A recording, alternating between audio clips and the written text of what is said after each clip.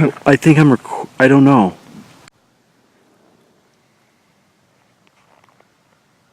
Here's another crazy story about something that happened when I was a kid in the house that I used to live in. Started in the backyard when I was like in the second grade for the second time. Come on, follow me. One night, I was in my house, and my hamster was in his cage. His name was Hamilton, but we called him Hamil, dude. And he had had a crazy life. From being inside, I used to put him in paper tubes, wrapping paper at Christmas time, and I'd put him in the end and stuff him in there and go, and I'd blow him out, and he'd fly out the other end sometimes and like land in a beanbag, and he'd like run back. I mean, maybe he liked it. I thought that he did.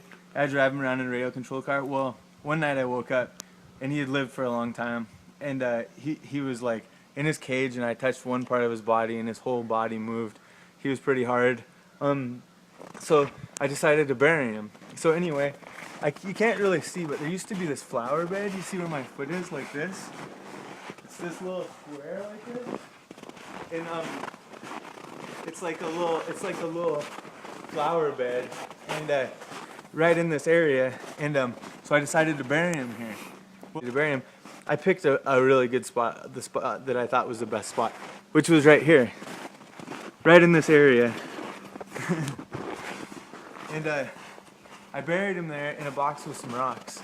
Well, I told my friend like 3 weeks later, and my friend Kirby that lived across the street, and he goes, well, let's go dig him up. And I was like, wanted to say no, and I didn't want to do it, you know, but I said okay. So when we came to the backyard here, and we were gonna dig him up, you know, I said, hey. He said, where'd you bury him? And I said, I buried him, and I pointed him over in this direction, over here. We're back here, me and my friend Kirby, and this is where I said we buried him. So we're back here, and and I told him it was right here. So we had a shovel, and we like dug down into the ground, and we hit a box. And I was as surprised as he was that we actually hit a box in this area. What could it be? Well, anyway, it was a rake we had, and he pulled it out opened the box and pulled it out and it was like a half skeleton, half fur of a big rabbit. And so he's holding it up with the rake, and we walk out of this place. I'll show you. Thanks, Dan.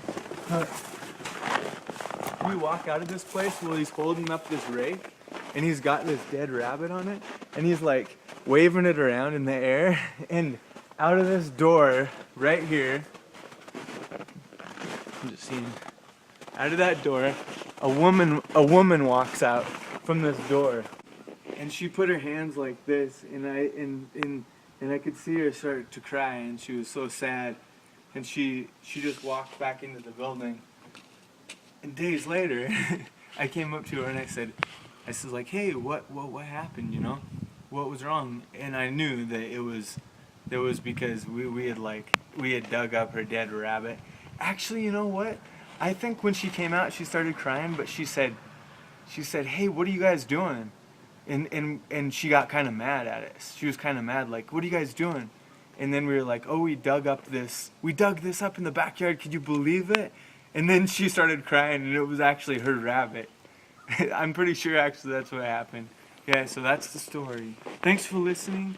Good luck in life, and have a good day in Bozeman, Montana, Missoula, Montana, and the world. No, I'm just kidding. Up and see if my hamster's there with rocks, but it's kind of cold and we don't have a shovel. Cut.